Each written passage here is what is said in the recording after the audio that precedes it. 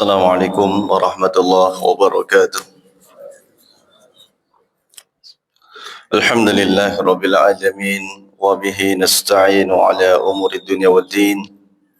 Wassalatu wassalamu ala asyrafil anbiya'i wal mursalin nabiyina Muhammadin wa ala alihi wa ashabihi ajma'in wa man tabi'ahum bi ihsanin ila yaumiddin. يا أيها الذين آمنوا اتقوا الله حق تقاته ولا تموتن إلا وأنتم مسلمون رب اشرح لي صدري ويسر لي أمري واحلل عقدة من لساني يفقه قولي اللهم علمنا ما ينفعنا وانفعنا بما علمتنا وزدنا علما أما بعد إخواني وأحبتي في الله عزني الله وإياكم bapak-bapak, ibu-ibu, jemaah Masjid Al-Bilal yang mudah-mudahan senantiasa dirahmati Allah Subhanahu wa taala.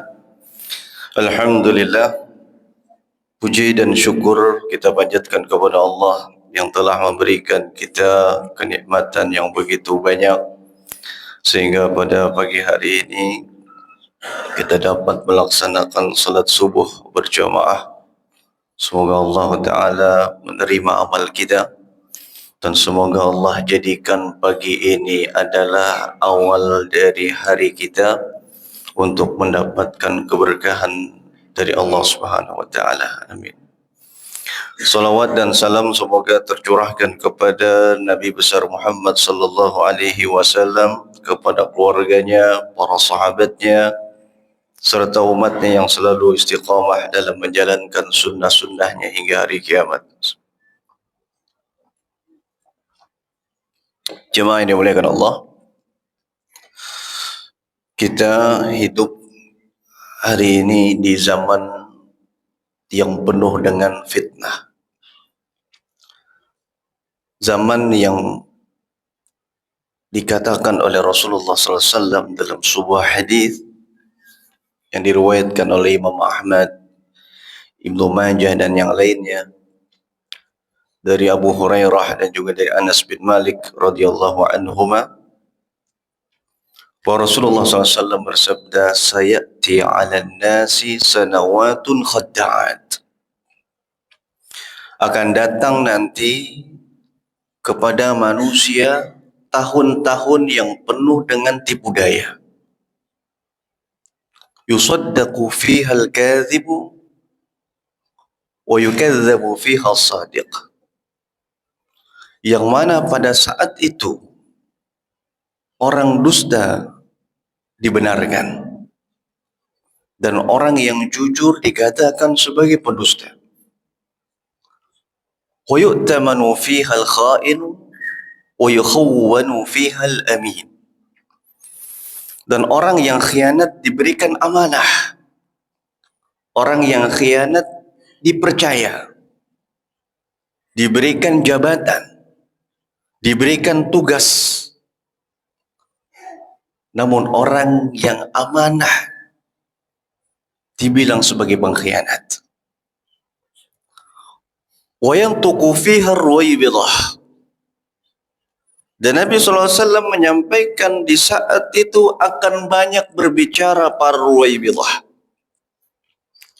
Para sahabat radhiyallahu anhum bertanya kepada Nabi, "Wa ma ar-ruwaybidah ya Rasulullah?" Apa yang dimaksud dengan ruwaybidah wahai Rasulullah? Maka Rasul sallallahu alaihi wasallam mengatakan, ar-rajulu tafihu yatakallamu fi amril 'ammah,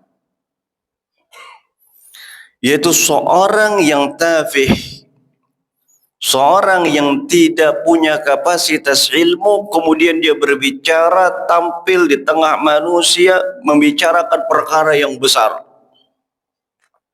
Wa fi riwayatin ar-rajulu safih yatakallamu fi amril 'ammah. Dalam riwayat yang lain dikatakan ruwaybidah adalah orang yang safih, orang yang dungu, artinya la ilma lahu, dia tidak punya ilmu. Kemudian narasinya, ucapannya membicarakan masalah-masalah besar. Cuma yang dimuliakan Allah Subhanahu wa taala, subhanallah. Kalau kita perhatikan zaman itu telah kita rasakan sekarang, di mana para pendusta dibenarkan, dikatakan sebagai orang yang jujur, dan orang yang jujur dikatakan sebagai pendusta. Orang yang khianat diberikan amanah, dan sebaliknya orang yang amanah tidak atau dikatakan sebagai pengkhianat. Jemaah rahimakumullah. Dan Nabi SAW juga menyampaikan dalam hadis tadi, banyaknya orang-orang yang tafih berbicara masalah umum. Kita lihat hari ini, semua orang bisa berbicara, semua orang bisa komentar, hatta dalam perkara-perkara yang dia punya ilmu dalamnya. Ya, dia berbicara masalah politik sementara dia nggak punya ilmu. Dia bicara masalah agama, dia nggak punya ilmu. Ya, dia mengomentari politik dunia, dia nggak punya ilmu tentangnya. Tapi dia tampil di medsos, tampil ya di publik, seolah-olah dia adalah ahli di bidangnya. Jemaah yang dimuliakan Allah Subhanahu wa taala, dalam hadis yang lain, dalam Sahih Bukhari dan juga Sahih Muslim, dari Anas bin Malik radhiyallahu anhu, dia berkata, sami'tu Rasulullah sallallahu alaihi wasallam yaqul, inna min asyratis sa'ati an yurfa'al ilmu wa yaksurul jahl. Kata Nabi sallallahu alaihi wasallam, sesungguhnya di antara tanda hari kiamat diangkatnya ilmu dan menyebarnya kebodohan. Wa yaksuruz zina wa yushrabul khamru, dan maraknya perzinahan. Wa yaksuru syurbul khamri, dan banyaknya orang-orang yang meminum khamr.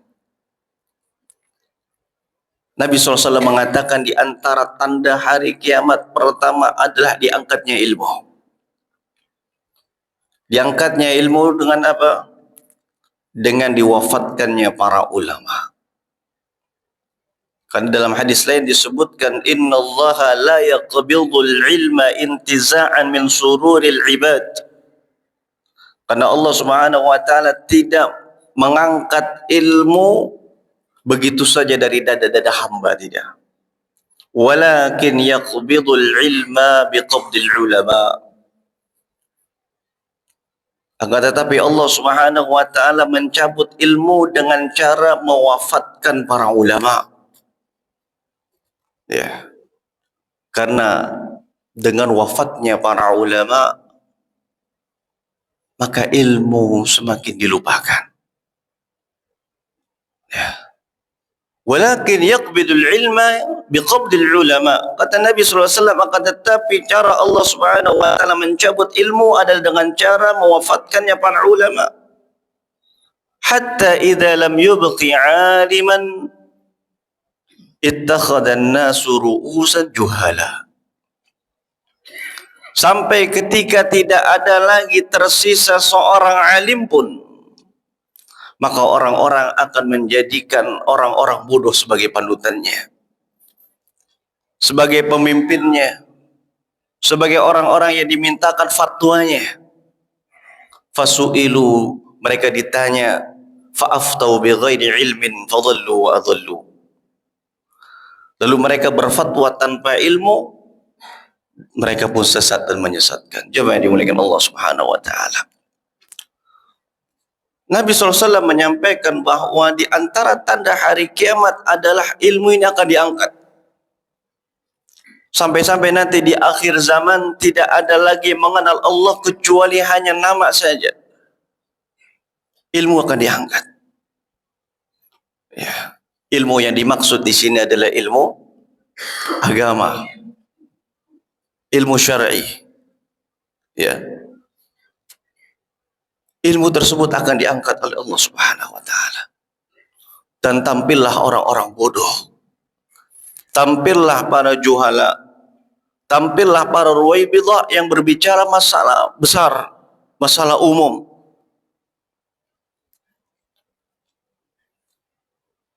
Dan subhanallah, berapa banyak hari ini para ulama yang diwafatkan oleh Allah. Berapa banyak hari ini para ulama yang telah meninggal dunia. Kita hidup berbeda dengan zaman-zaman terdahulu. Hari ini tidak ada ulama yang seperti Imam Syafi'i rahimahullah. Hari ini tidak ada ulama yang seperti Imam Ahmad bin Hanbal. Tidak ada ulama yang seperti Imam Malik. Tidak ada ulama yang seperti Imam Abu Hanifah. Tidak ada ulama seperti Imam Sufyan Ats-Tsauri. Tidak ada ulama seperti Imam Bukhari, Imam Muslim. Mereka semua sudah wafat. Ya. Mereka adalah jibalul ilm. Mereka adalah gunung-gunungnya ilmu. Ya. Dan tidaklah datang satu zaman kecuali zaman yang setelahnya lebih buruk daripada zaman sebelumnya. Hal ini sebagaimana disabdakan oleh Nabi sallallahu alaihi wasallam. Kata Nabi sallallahu alaihi wasallam, "La ya'ti 'alan nasi zamanun illa alladhi ba'dahu syarrun minhu." Ketika datang seorang kepada Anas bin Malik, ya. Lalu orang ini mengadukan tentang kezalimannya Hajjaj bin Yusuf. Hajjaj bin Yusuf adalah pemimpin yang zalim, yang banyak membunuh kaum muslimin. Maka orang ini datang kepada Anas bin Malik untuk minta fatwa, untuk minta nasihat. Maka Anas bin Malik menyampaikan hadis Nabi SAW ini. Kata Anas bin Malik, tidak ada zaman yang datang setelahnya. La ya'ti 'alan nasi zamanun illa alladhi ba'dahu syarrun minhu.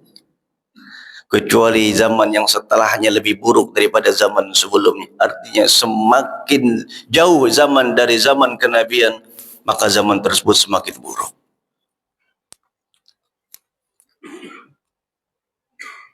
Zaman yang semakin jauh daripada zaman kenabian, maka zaman tersebut semakin buruk, kata Nabi sallallahu alaihi wasallam. Apa sebabnya? Di antara sebabnya, kata ulama, adalah karena semakin jauh dari ilmu. Semakin jauh dari ilmu. Ya. Ketika orang sudah menjauh dari ilmu, maka apa yang terjadi? Tersebar kebodohan. Ya, tersebar kebodohan. Ketika di satu zaman ulamanya sedikit, ahli ilmunya sedikit, yang akan terjadi adalah banyaknya kerusakan. Banyaknya perbuatan maksiat. Banyaknya perbuatan dosa. Sebabkan karena tidak ada orang yang menasihati. Tidak ada orang yang menegakkan al-amru bil ma'ruf wa nahyi 'anil munkar. Menegakkan amar ma'ruf nahi munkar. Para ulama telah banyak meninggal. Ya. Sehingga kata Nabi sallallahu alaihi wasallam dalam hadis tadi, wa yaktsuru zina. Akan banyak perzinahan. Dalam riwayat Muslim dikatakan wa yafshu zina. Akan merebak tersebarnya perzinahan. Subhanallah. Berapa banyak hari ini kasus-kasus perzinahan. Ya. Bahkan yang lebih parah akhir-akhir ini apa? Fenomena fantasi sedara. Ya. Berzina bukan lagi kepada orang lain, tapi berzina kepada anggota keluarga sendiri. Nauzubillahi min dzalik. Berzina saja, berzina kepada orang lain saja dosanya besar sekali. Allah Subhanahu wa taala mengatakan dalam surat Al-Isra ayat 32, "Wala taqrabuz zina innahu kana fahishatan wa sa'a sabila." Janganlah kalian mendekati zina. Allah tidak berkata jangan kalian berzina. Tapi Allah bilang jangan dekati zina. Maksudnya apa? Jangan kamu mendekati jalan-jalan yang bisa menjerumuskan kepada perzinahan. Wasilah-wasilah yang bisa menjerumuskan kepada perzinahan. Apa di antaranya? Pandangan. Melihat sesuatu yang Allah Ta'ala haramkan. Ya. Kemudian campur baur antara laki-laki dan perempuan tanpa adanya batasan.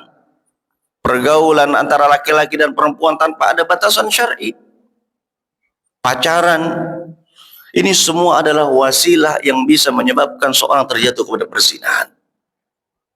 Makanya itu semua ditutup oleh Allah Subhanahu wa taala. Allah mengatakan, "Qul lil mu'minina yaghuddu min absarihim wa yahfazu furujahum." Katakan kepada orang beriman hendaknya mereka menundukkan pandangan-pandangan mereka. Ya, karena dengan pandangan ya akan muncul hasrat untuk melakukan sesuatu yang Allah haramkan. Maka itu semua ditutup oleh Allah. Ini namanya saddu dzari'ah. Jemaah ini dimuliakan Allah Subhanahu wa taala. Allah mengatakan wala taqrabu zina, jangan kalian mendekati zina. Jangan mendekati jalan-jalan yang bisa menjerumuskan kepada perzinahan. Innahu kana fahishatan wa sa'a sabila. Karena sesungguhnya zina adalah fahishah, perbuatan yang keji, perbuatan yang khabith. Karena dengan perzinahan akan merusak semuanya. Merusak kesehatannya, ya, merusak nasabnya, dan merusak hatinya. Maka Allah mengatakan fahisyah. Para ulama mengatakan, ya, tidak ada satu perbuatan yang dimutlakkan dengan kata fahisyah dalam Al-Quran melainkan maknanya adalah zina. Fahisyah kata ulama artinya adalah sesuatu yang jelek, sesuatu yang buruk. Fahisyah. Dan Allah menyebut perzinahan adalah dengan perbuatan dengan sebagai fahisyah, perbuatan yang sangat jelek. Karena merusak semuanya. Wasa'a sabila, dan jalan yang buruk. Dengan perzinahan rusak nasabnya. Seorang yang berzina, Pak, ya, kemudian hamil, maka anak dari hasil perzinahan tersebut tidak bisa dinisbatkan kepada ayahnya. Nasabnya terputus. Nasabnya terputus. Apabila anak yang lahir tersebut adalah wanita, perempuan, maka satu hari kelak ketika dia menikah, ayahnya tidak boleh menjadi walinya. Karena bukan ayah nasabnya. Nasabnya terputus. Dia tidak boleh dinisbatkan kepada ayahnya. Ya. Kemudian anak tersebut tidak mendapatkan atau tidak mewarisi harta ayahnya atau harta ayahnya. Demikian pula ayahnya tidak bisa mewarisi harta anaknya. La yatawarasu bainahuma, tidak bisa mewarisi. Maka Allah sebut dengan fahisyah, perbuatan yang sangat buruk. Dan zina adalah dosa besar. Zina adalah dosa besar. Terlebih zina kepada anggota keluarga, na'udzubillah min dzalik. Shadaqa Rasulullah sallallahu alaihi wasallam. Benar apa yang dikatakan oleh Rasulullah, akan merebak perzinahan.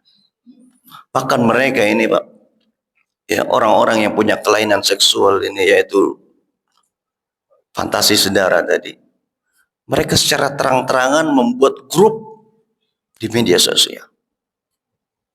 Alhamdulillah. Mereka bikin grup dan mereka saling sharing di sana pengalaman mereka ketika berzina dengan anggota keluarganya. Ada yang berzina dengan anaknya, ada yang berzina dengan ibunya, ada yang berzina dengan adiknya. Alhamdulillah min dzalik. Sebabnya adalah pertama, yurfa'ul ilm wa yaksurul jahl.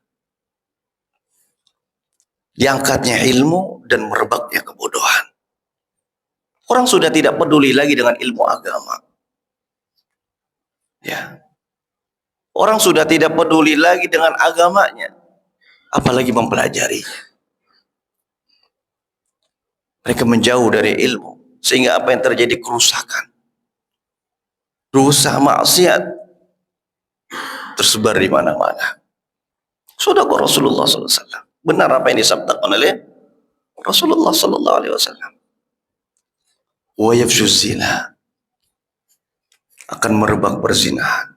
Bahkan dikatakan oleh Nabi SAW dalam hadis yang lain, nanti menjelang hari kiamat atau ketika sudah mendekati hari kiamat, orang-orang sudah tidak malu lagi berzina, bahkan berzina di pinggir-pinggir jalan.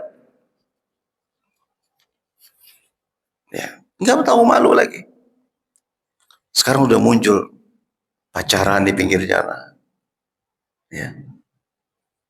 Bahkan na'udzubillah min dzalik, mereka yang berzina tidak ada rasa malu. Mereka menceritakan pengalaman berzinanya. Ya, mereka ceritakan. Dan Nabi SAW mengatakan terkait dengan orang seperti ini, adalah orang yang tidak mendapatkan ampunan dari Allah. Kata Nabi SAW, kullu ummati mu'afan illal mujahirun. Semua umatku akan dimaafkan oleh Allah kecuali para mujahir. Siapa mujahir? Kata Nabi SAW, orang yang melakukan dosa di malam hari, kemudian dia cerita di pagi harinya. Fa'altul bariha kadza wa kadza.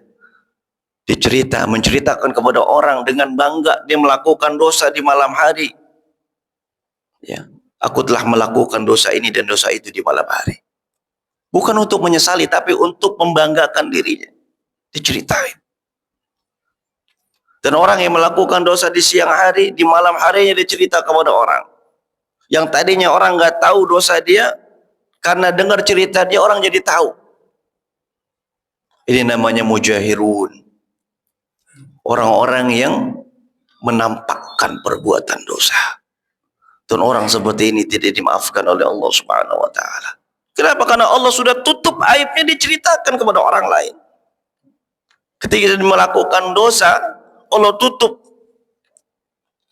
Justru malah dia buka sendiri aibnya. Ya. Kita semua banyak dosa, Pak. Kita semua melakukan dosa. Ya. Kemudian Allah Subhanahu wa taala menutup aib-aib kita itu. Jangan sampai kita buka. Jangan sampai kita ceritakan sehingga orang tahu apa yang kita lakukan dari perbuatan dosa itu. Ya.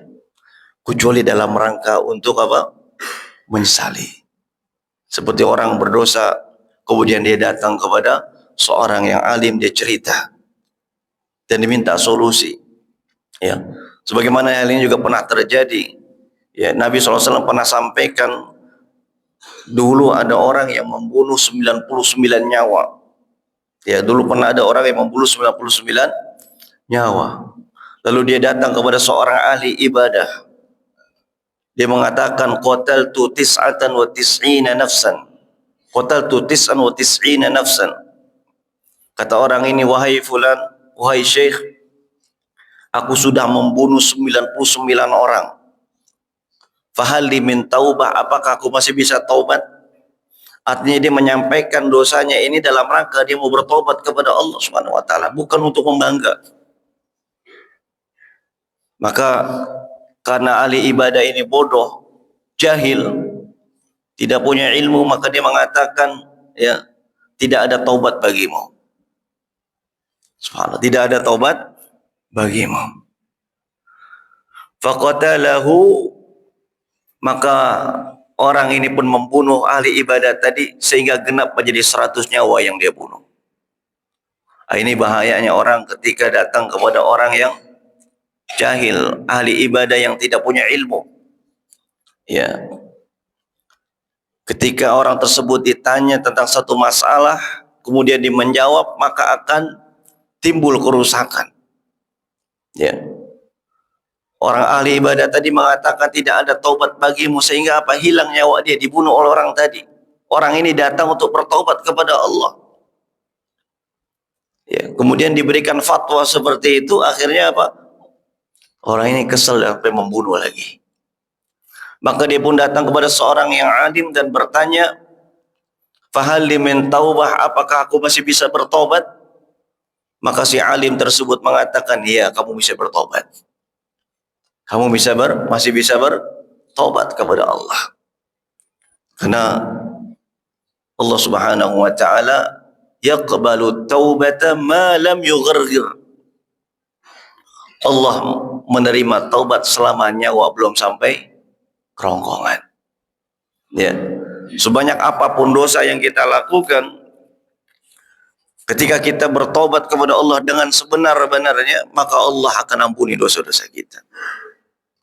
Makanya Allah Subhanahu wa taala memanggil orang-orang yang berdosa di dalam Al-Quran dalam surah Az-Zumar mengatakan, "Ya ibadiyalladzina asrafu ala anfusihim la taqnatu min rahmatillah." Kata Allah, wahai hamba-hambaku yang melampaui batas. Siapa orang-orang yang dipanggil oleh Allah di sini? Kata ulama, mereka adalah al-muznibun. Mereka adalah orang-orang yang berdosa. Lailan wa naharan, di waktu siang dan di waktu malam. Allah masih memanggil mereka dengan panggilan ya ibadi, wahai hamba-hambaku. Ya. Allah panggil dengan panggilan kasih sayang, wahai hamba-hambaku, walaupun kita banyak dosa, Pak. Walaupun kita penuhi hari-hari kita dengan maksiat, Allah masih akui kita sebagai hambanya. Ya ibadi, wahai hamba-hambaku. Alladzina asrafu ala anfusihim la taqnatu min rahmatillah. Janganlah kalian berputus asa dari rahmat Allah Subhanahu wa taala. Ya. Innallaha yaghfiru dzunuba jami'an. Sesungguhnya Allah mengampuni seluruh dosa. Manakala kita bertobat dengan sebenar-benarnya tobat, maka Allah Subhanahu wa taala akan mengampuni dosa kita. Karena Allah memiliki nama Al-Ghafur, yang Maha Penerima, yang Maha Mengampuni, At-Tawwab, yang Maha Penerima taubat. Jemaah yang dimuliakan Allah Subhanahu wa taala. Ya. Manakala seorang bertobat kepada Allah dengan sebenar-benarnya, maka Allah akan ampuni sebanyak apapun dosanya. Bahkan dalam hadis qudsi dikatakan, ya ibadi, atau ya bani Adam, law balagat zunubuka ananas sama' thumma astaghfartani ghafartu laka ala ma kana minka wala ubali.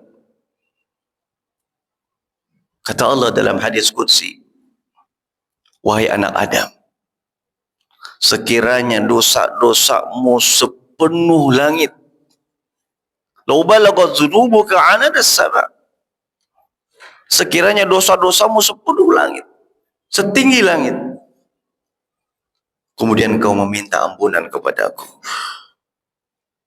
ghafartu laka ala ma kana minka wala ubali, maka kata Allah, aku akan ampuni dosamu. Aku akan ampuni dosamu. Sebanyak apapun dosamu, setinggi apapun dosamu, wala ubali, kata Allah, aku tidak peduli.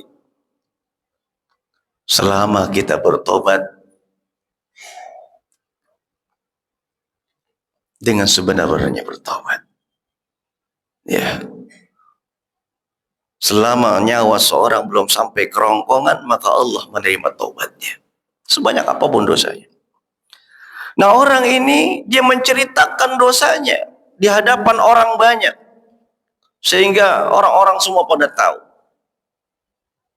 Maka ini yang dimaksud dengan mujahir, orang yang terang-terangan dalam melakukan dosa. Apalagi kita di zaman medsos sekarang, Pak.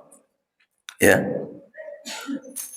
Ketika seorang bercerita pengalamannya ketika dia berzina, kemudian dilihat oleh orang banyak, subhanallah, berapa banyak orang yang menonton, sebanyak itulah dosa dia. Semakin banyak orang yang menonton, apalagi orang mencontoh dari keburukannya, maka dia mendapatkan dosanya. Nauzubillah min dzalik. karena dia adalah pelopor dalam keburukan. Jemaah yang dimuliakan Allah Subhanahu wa taala. Dan inilah fenomena yang 1400 tahun yang lalu lebih yang sudah dikatakan oleh Nabi SAW akan tersebar dan maraknya perzinahan. Ya. Dan perzinahan apabila telah ada dalam satu tempat kemudian tidak diingkari, disebutkan dalam sebuah hadis, ya, sesungguhnya apabila perzinahan dua dosa, zina dan riba, ya, kata Nabi SAW, apabila di satu negeri didapati merebak di sana perzinahan dan riba, faqad ahallu azab Allah, maka mereka telah menginginkan azab dari Allah Subhanahu wa taala. Zina dan riba. Berapa banyak hari ini orang yang berzina? Berapa banyak hari ini orang yang melakukan transaksi riba? Subhanallah. Dan semua itu telah terjadi. Apa yang telah dikatakan oleh Nabi SAW telah terjadi. Ya, dan merebak hari ini, banyak tersebar. Bahkan hampir mungkin bisa dikatakan 70% lebih transaksi yang kita lakukan tidak bisa keluar dari unsur riba. Ya. Jemaah yang dimuliakan Allah Subhanahu wa taala. Kemudian Nabi SAW mengatakan, wa yaksuru syurbul khamri, dan akan banyaknya orang-orang yang meminum minuman keras, khamr. Kalau zaman dulu khamr terbuat dari apa? Terbuat dari anggur, fermentasi anggur, ya. Kalau sekarang banyak macamnya, Pak. Karena khamr adalah segala yang memabukkan. Khamr itu artinya adalah sesuatu yang menutupi akal, sesuatu yang menutup. Maksudnya menutupi akal kesadarannya. Maka apapun yang bisa menghilangkan akal kesadaran itu disebut dengan khamr. Dan hukumnya haram. Narkoba, khamr, ganja. Kenapa? Karena menghilangkan kesadaran. Ya. Nabi SAW mengatakan, kullu muskirin khamrun wa kullu khamrin haram. Setiap yang memabukkan adalah khamr. Dan setiap khamr hukumnya haram. Ya, terbuat dari apapun, tidak khusus dengan dari anggur saja. Ya, tidak khusus dalam bentuk cairan saja, bahkan dalam bentuk zat padat pun atau dalam bentuk asap, ketika memabukkan dan menghilangkan akal kesadaran seseorang, maka itu adalah khamr dan hukumnya haram. Dan itu sudah terjadi hari ini. Banyak orang-orang yang mengkonsumsinya. Ya, subhanallah, jawab dimuliakan Allah Subhanahu wa taala. Bagaimana sikap kita melihat fenomena-fenomena ini yang sudah disabdakan oleh Nabi SAW dan terjadi di zaman kita? Maka para ulama mengatakan solusinya adalah kembali kepada ilmu. Solusinya adalah kembali kepada ilmu agama. Bagaimana caranya kita belajar? Hadir di majelis ilmu. Karena dengan hadir di majelis ilmu akan terkikis kebodohan, ketidaktahuan yang ada pada diri kita. Ya. Solusinya adalah kembali kepada ilmu agama. Karena Nabi mengatakan tadi di awal diangkatnya ilmu. Ya. Maka jangan sampai kita termasuk orang yang mengambil bagian dari tercabutnya ilmu agama ini. Kita berusaha untuk belajar agama yang benar. Ya. Kemudian yang kedua, menjauhi sebab-sebab fitnah. Menjauhi sebab-sebab fitnah, karena ini semua adalah fitnah. Dan fitnah ini ada dua, Pak. Yang pertama fitnah syubhat. Fitnah syubhat adalah fitnah yang membuat seorang rancu dalam berpikir dalam agamanya. Syubhat. Dan hari ini banyak sekali syubhat-syubhat itu. Syubhat orientalis, syubhat liberal. Subhanallah. Yang mereka semua mengatakan berada di atas agama Islam. Namun pemahaman mereka jauh dari Islam. Ketika Allah berfirman, Inna dina indallahil Islam. Sesungguhnya agama yang sah di sisi Allah hanya Islam. Mereka mengatakan semua agama sama. Ini syubhat. Yang kedua adalah fitnah syahwat. Fitnah syahwat. Dan setiap hari kita hadapi fitnah ini. Bahkan di rumah pun kita masih kena fitnah ini, Pak. Ketika kita buka handphone kita, apa yang kita lihat? Syahwat. Kita keluar rumah, apa yang kita lihat? Syahwat. Subhanallah. Dan semua ini telah terjadi. Maka para ulama memberikan solusi. Di antara seorang agar selamat dari fitnah adalah dia menjauh dari fitnah tersebut.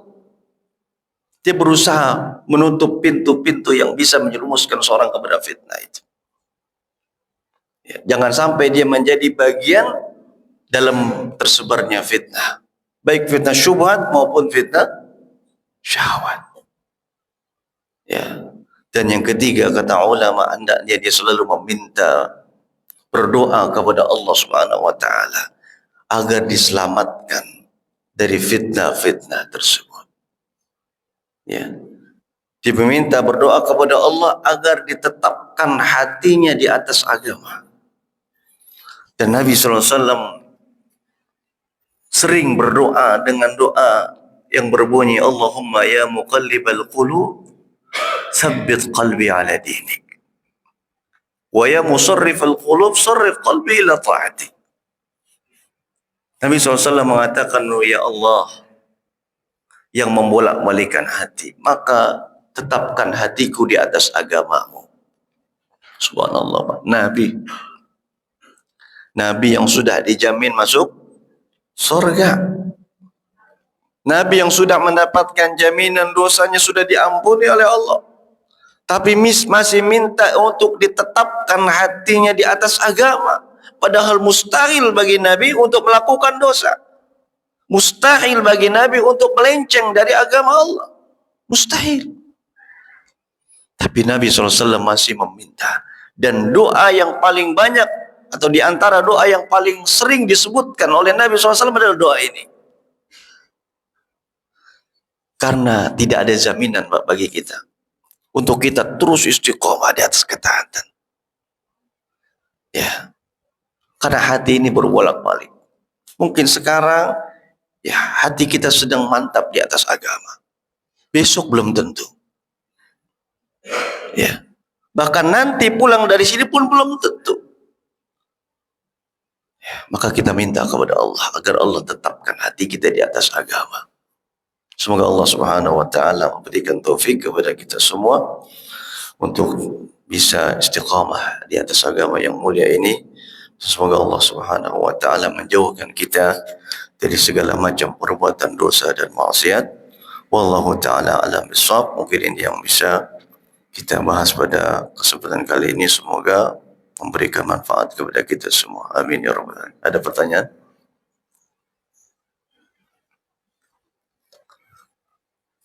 Yang tanya, Pak?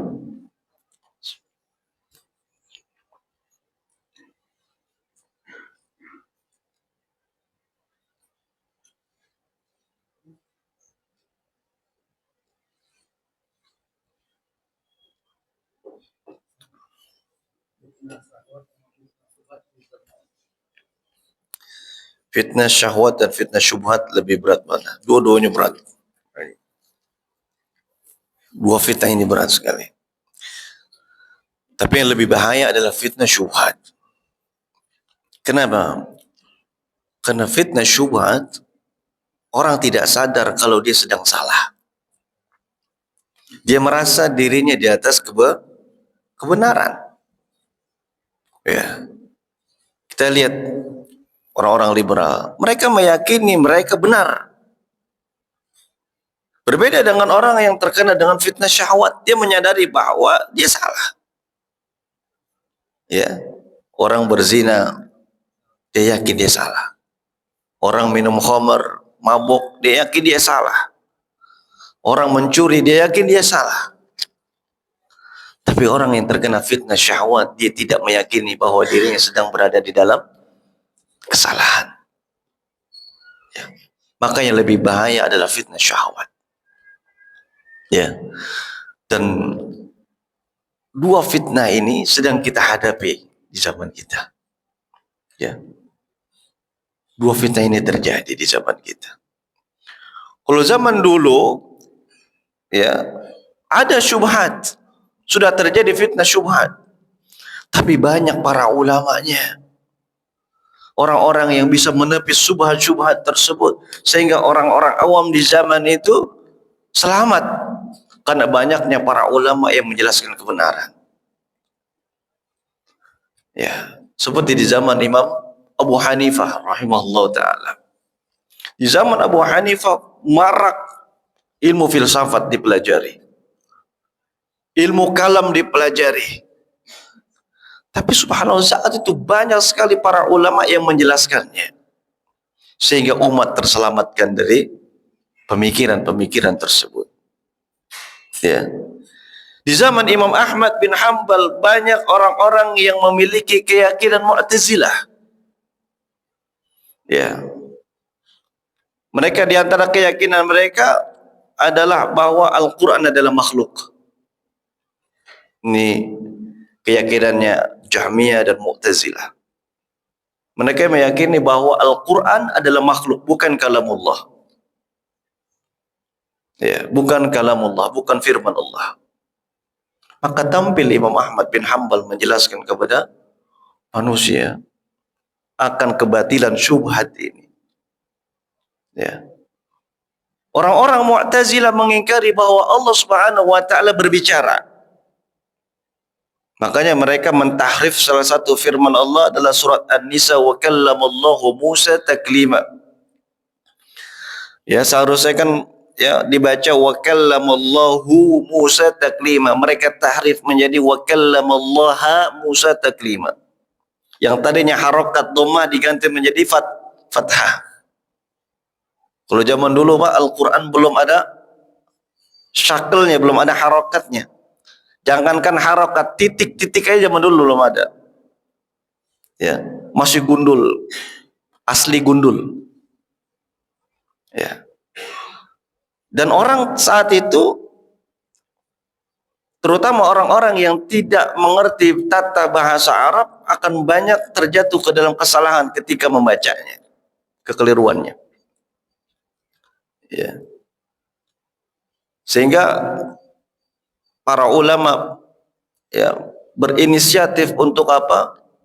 Untuk memudahkan orang-orang dalam membaca Al-Quran, sehingga dibuatlah mushaf Al-Quran dan diberikan titik-titiknya untuk memudahkan supaya orang tidak terjatuh ke dalam kesalahan. Dan itu pun banyak orang yang salah. Di antaranya adalah orang-orang Mu'tazilah. Ketika membaca firman Allah tadi wa kallamallahu Musa taklima, mereka membacanya wa kallamallaha Musa taklima. Seharusnya kan artinya Allah berbicara kepada Musa. Berarti di situ adanya apa? Sifat berbicara bagi Allah Subhanahu wa taala. Karena orang-orang Mu'tazilah mengingkari sifat kalam bagi Allah, sifat berbicara bagi Allah, maka mereka tahrif. Mereka mengatakan bukan Allah yang berbicara kepada Musa, tapi Musa yang berbicara kepada Allah. Wa kallamallaha Musa taklima, kata mereka. Maka syubhat ini dibantah, diruntuhkan oleh Imam Ahmad bin Hanbal dan para ulama-ulama besar di zamannya. Ada yang menangkalnya, Pak. Kalau zaman sekarang, subhanallah, syubhat tersebar bebas. Para ulama sedikit yang menjelaskannya. Sehingga umat terkadang bingung mau ikut siapa. Ya. Umat bingung ulama yang mana yang harus diikuti. Karena sudah samar lagi perkaranya. Ya. Bahkan karena orang-orang yang berada di atas kebatilan ini, yang menebarkan syubhatnya, mereka banyak dan masif di dalam menyebarkan ajarannya, maka orang awam menganggap seolah-olah ini adalah kebenaran.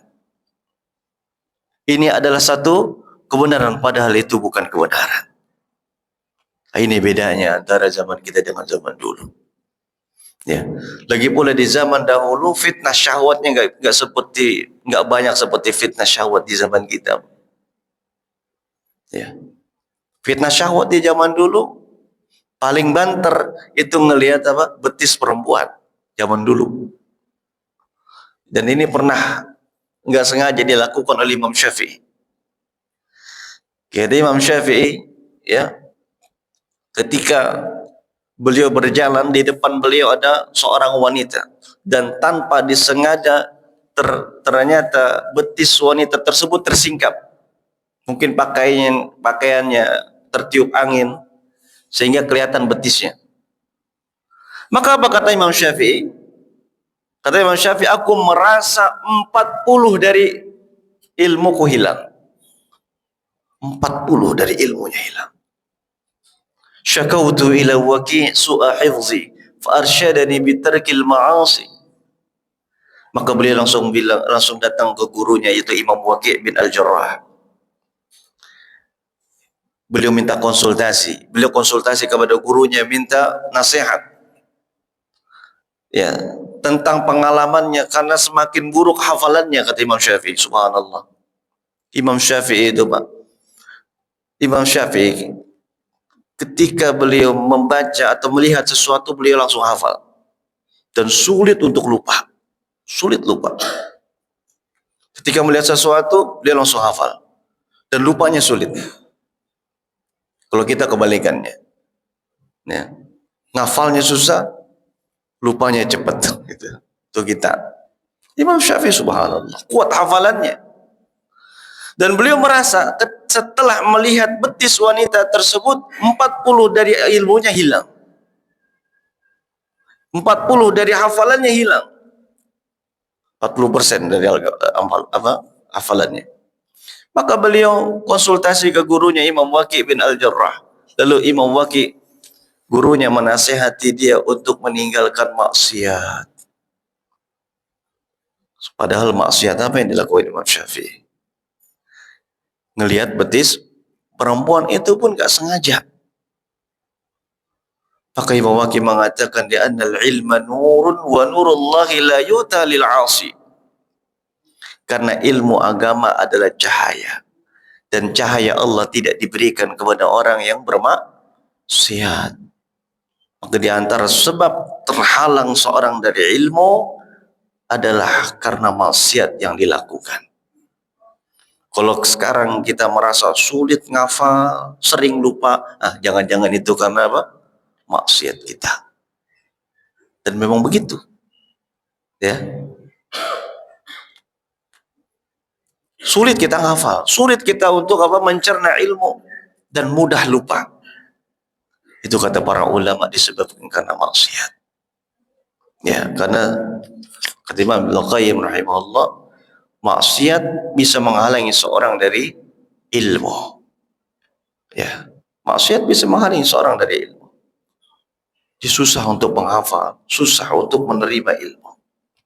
Itu. Ada disebabkan karena fitnah syahwat. Subhanallah, adapun di zaman kita syahwat di mana-mana. Ya. Perempuan, mereka membuka auratnya tanpa ada rasa malu, dan kita lihat di mana-mana. Kita lihat di mana-mana. Bukan hanya fitnah wanita, fitnah apapun, fitnah dunia, syahwat, ya, keinginan untuk melakukan hal-hal yang Allah haramkan, itu semua fitnah syahwat. Dan ya, fitnah itu ada di zaman kita. Maka kita berusaha untuk menghindari dari fitnah-fitnah tersebut. Wallahu a'lam. Ada lagi?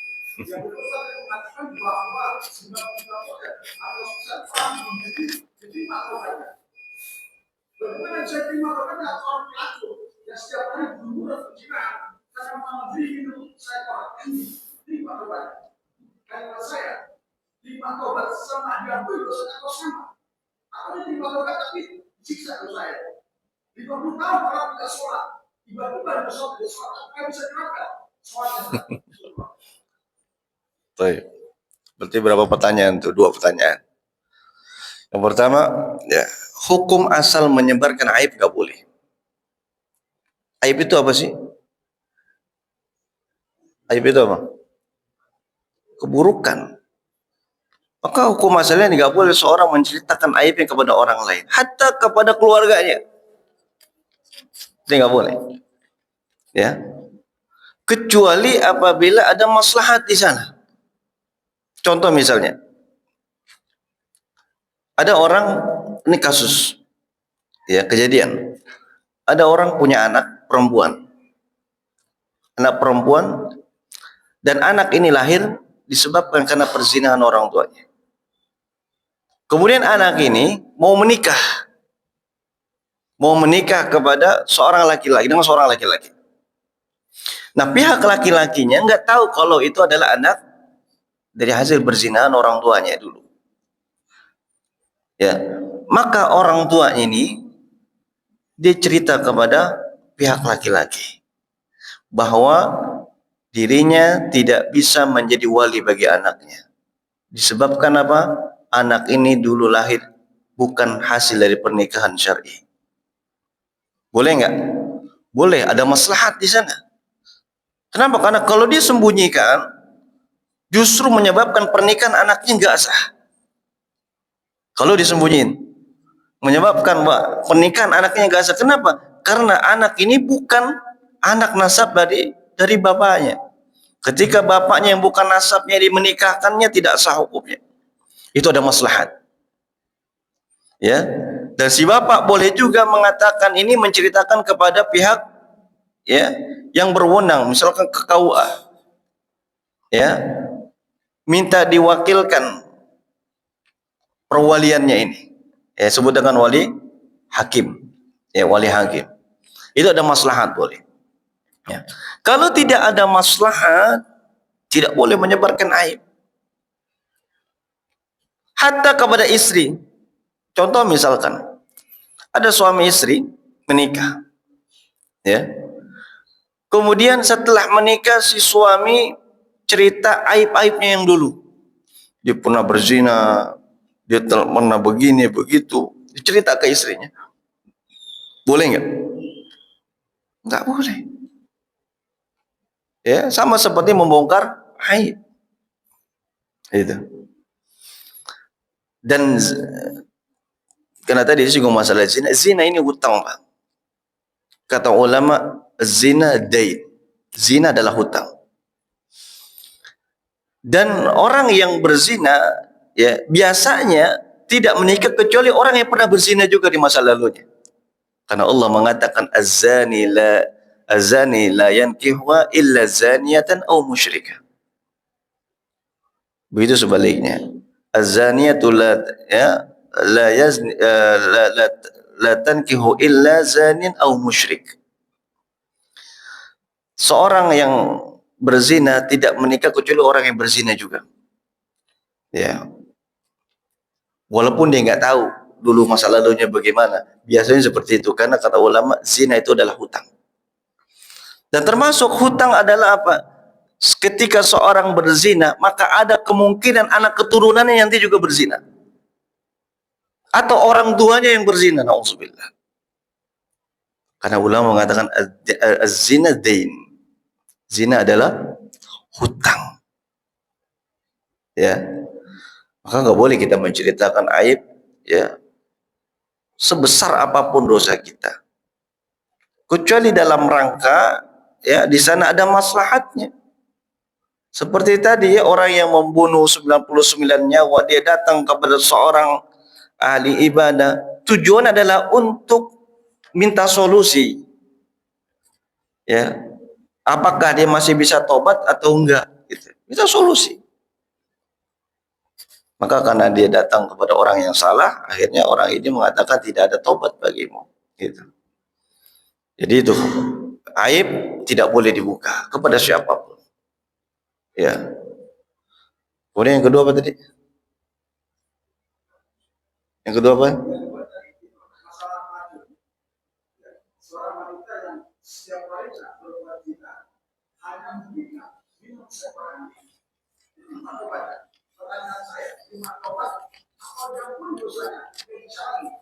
Ya. Menurut keyakinan ahli sunnah wal jamaah, pelaku dosa besar selain syirik dan kufur, apabila mati belum bertobat, maka dia berada di bawah kehendak Allah.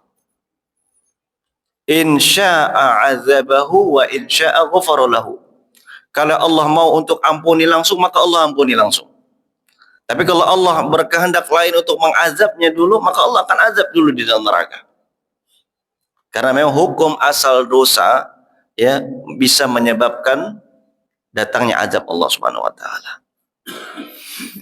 Seorang yang melakukan dosa, apakah dia berzina, minum khamar atau yang lainnya, ya. Kemudian dia mati. Apakah bisa dipastikan orang ini masuk neraka? Belum tentu. Belum tentu. Ya. Karena Allah Subhanahu wa taala punya sifat Al-Ghafur, Maha mengampuni. Mana dalilnya? Dalilnya adalah hadis qudsi. Ya, dari Anas bin Malik, lanjutan daripada hadis yang kita sebutin tadi. Allah Subhanahu wa taala berfirman dalam hadis qudsi, ya bani Adam, "Lau ataitani biqurabil ardi khataya, summa laqitani la tusyriku bi syai'a, la ataituka biqurabiha maghfirah." Kata Allah, wahai anak Adam, sekiranya kau mendatangiku ketika apabila kau datang kepadaku dengan membawa dosa sepenuh bumi, berarti apa yang dilakuin? Ketaatan atau maksiat? Maksiat, dosanya sepenuh bumi. Seandainya dosanya sepenuh bumi dan dia bawa menghadap kepada Allah, kemudian Allah mengatakan, "Tsumma laqitani la tusyriku bi syai'a." Engkau tidak bersekutu kepadaku, engkau tidak berbuat syirik kepadaku. Dengan syaratnya tidak berbuat syirik. La ataituka biqurabiha maghfiratan. Niscaya aku akan datang kepadamu dengan membawa sepenuh bumi ampunan. Diampuni oleh Allah Subhanahu wa taala. Manakala dia tidak berbuat syirik. Innallaha la yaghfiru an yushraka bihi wa yaghfiru ma duna dzalika liman yasha. Sesungguhnya Allah tidak mengampuni dosa syirik dan Allah mengampuni dosa selain syirik, termasuk maksiat, termasuk zina, termasuk khamr, bisa Allah ampuni. Ya. Apalagi kalau dia bertobat. Apalagi kalau dia bertobat kepada Allah Subhanahu wa taala. Wallahu a'lam. Ya. Ada lagi? Nah.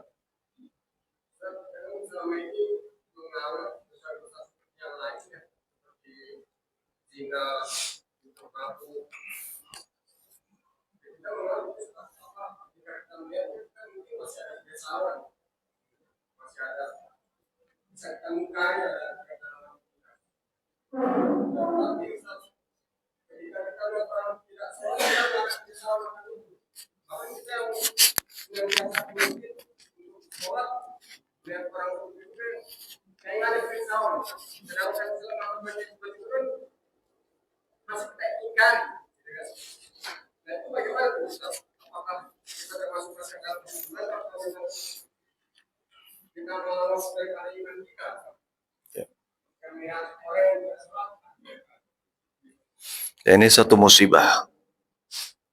orang menganggap meninggalkan sholat itu hal yang biasa. Bahkan ada orang bilang gini,